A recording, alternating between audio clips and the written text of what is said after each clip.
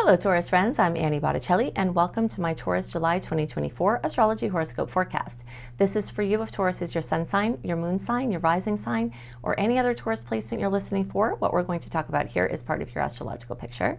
And if you're a very late degree Taurus friend, so birthdays like May 15th through the rest of the sign, or Taurus degrees like 23 degrees through the rest of the sign, I suggest you additionally listen to my Gemini report, as your very late degree friends will benefit from both readings. I'm calling the theme of this month a break from the ordinary, and I will show you the different layers of what that can mean for you at this time. It's a very exciting time. There are always so many things to talk about. I'm going to hit some important general information first, and then I'll start to tie it in specifically to the Taurus chart. My goal is to prepare you to have the best month possible by understanding the energetic rhythms at play so that you can align with the natural rhythms instead of working against them. So the first thing to know is that we do have a lot of aspects this month, so the stars are busy, and more of them are good than challenged, so that's helpful. We do have some Pluto clashes, so some oppositions with Pluto throughout the month that can bring some power struggles. You'll know them when they come, and that's part of why I mention it, because if you think, gosh, what is going on? Why are people being so weird? It's one of those aspects, so they're scattered throughout the month.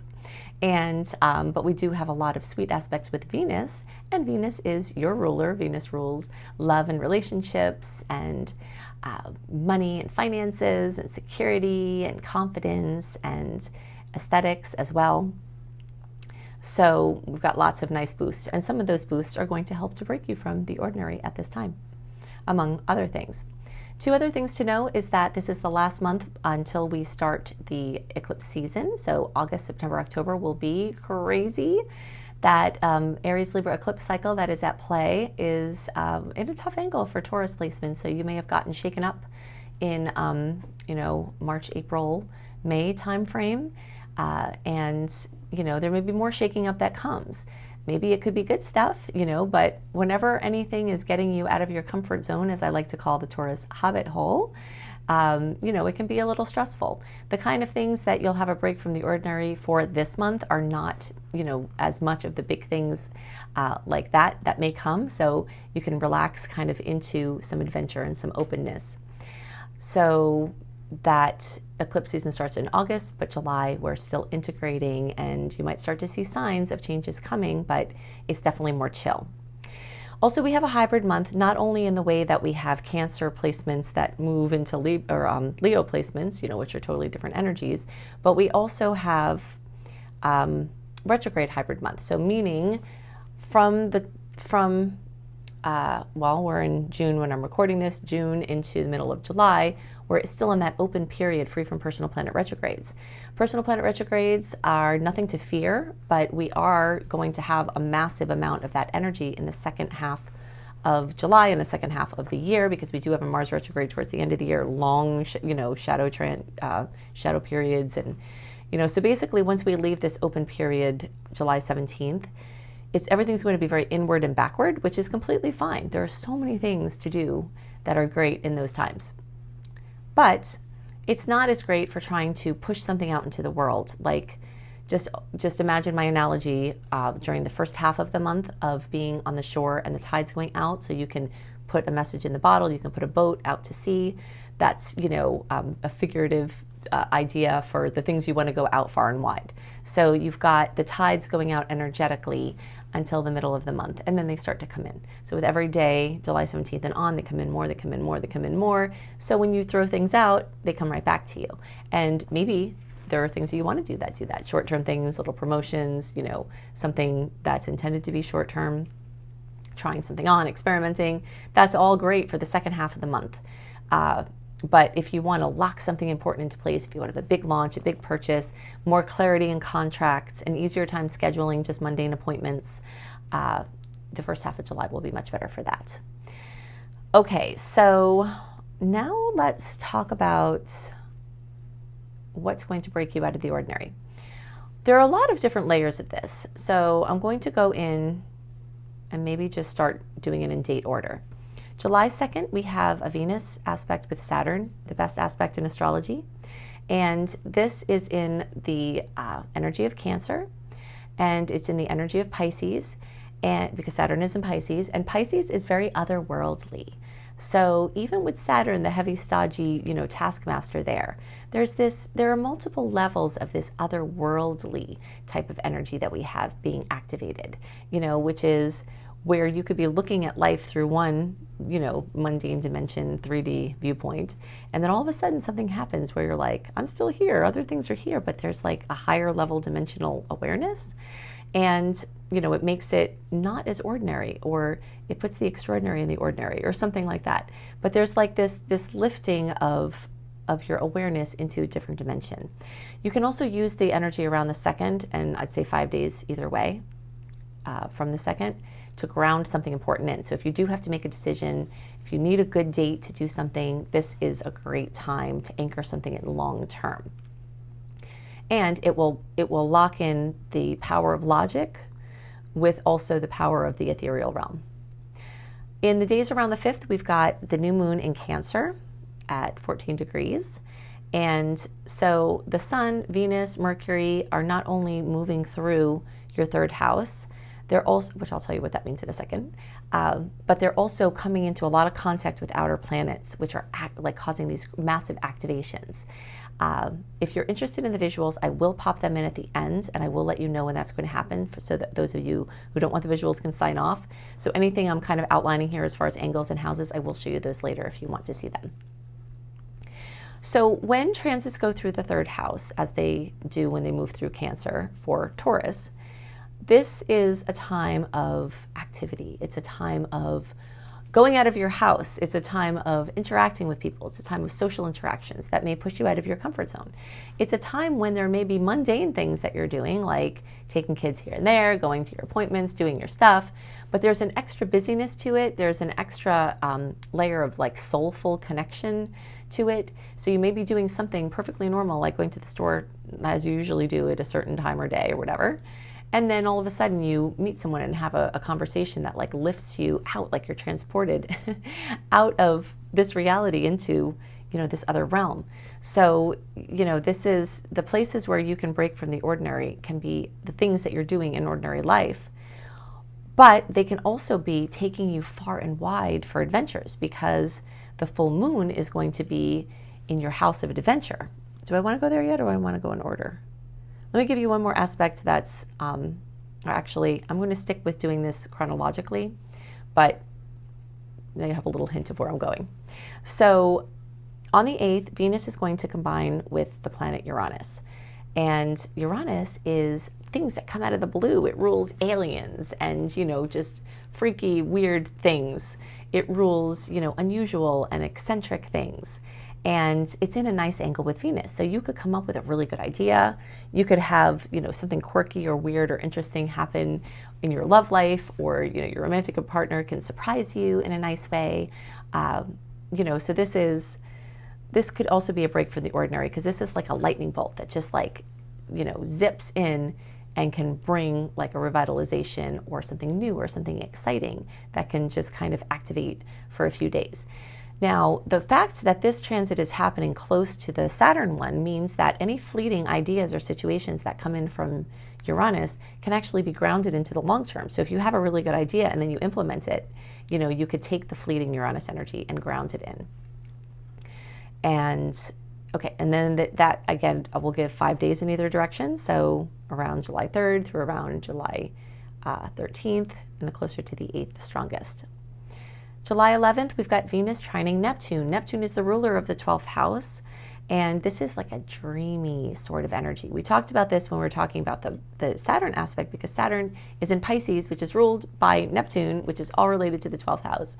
And all of this is just the land of the ethereal, the land of the fairies and the angels and, the places, the things that we can't see, but we feel them and we know that there's something there.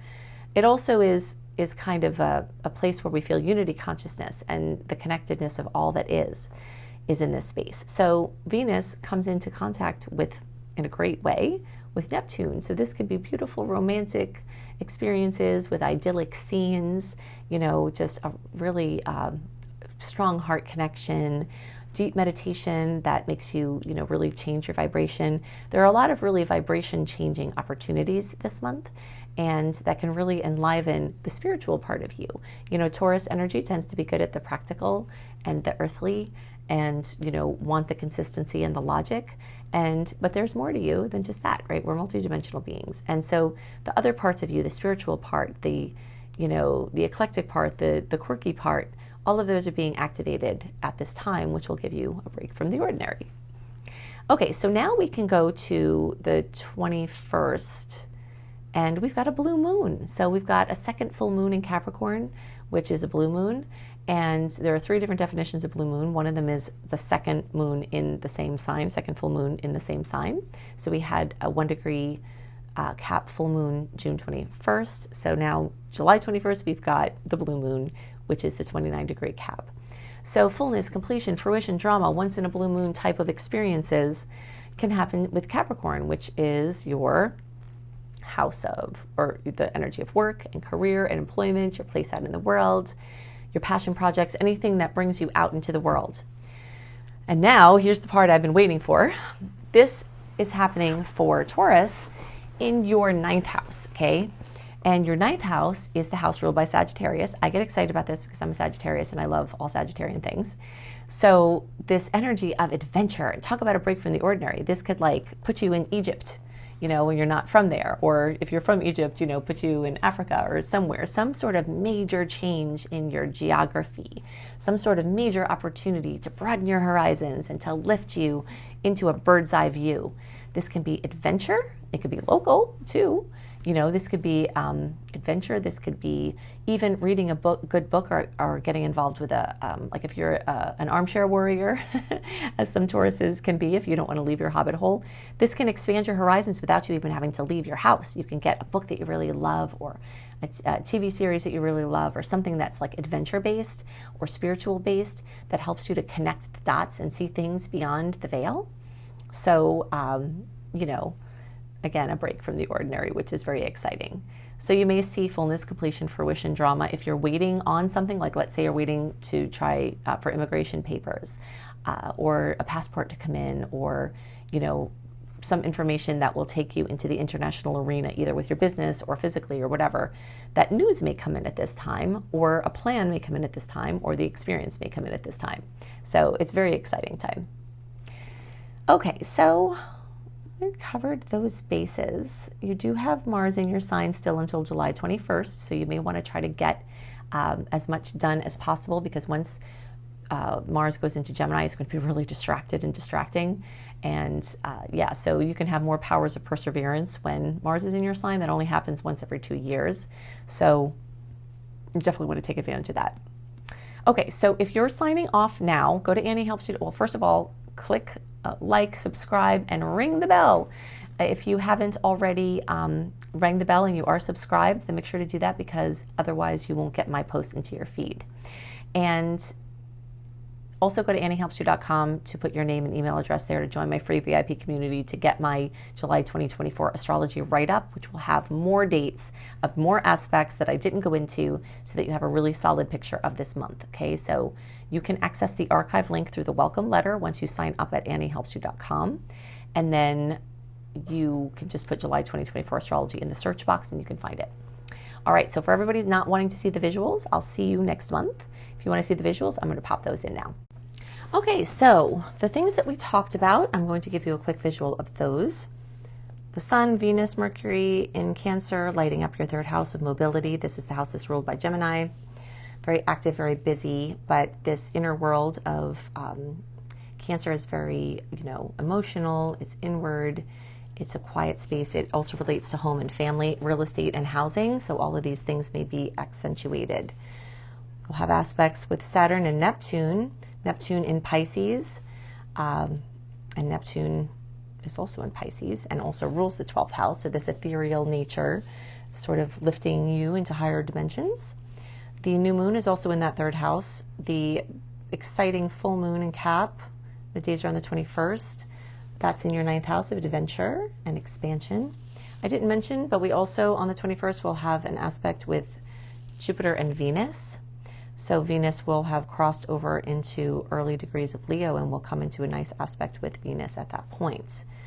As the month progresses, those energies of Cancer will move on to Leo and bring a lot of zest and fire and oomph. And for Taurus friends, that's going to accentuate your 4th house of home and family. So the Cancer planets are bringing up home, family, housing, and real estate. The Leo planets are going to move through there, bringing up more home and family and real estate and housing. Maybe you're sprucing up your house. Maybe you're having company. Maybe you're traveling to see people. But all of that energy is there. The aspect with Uranus will happen when Venus gets to later in the Cancer spectrum, and then we'll meet in that later degree placement with Uranus. If you want more dates of the aspects that are happening now, my sweet and salty date list, my whole write-up for July, go to anniehelpsyou.com, put your name and email address in, click receive. Once you get the welcome letter, which could go into promotions or your spam or something, move it to your inbox. Click on the archive link in there and put July 2024 astrology in there, and then you'll get the write-up that way, and you can get a more clear picture even of the energies. Scroll down at anniehelpsyou.com and you can see my Unleash, Upgrade, Up-Level.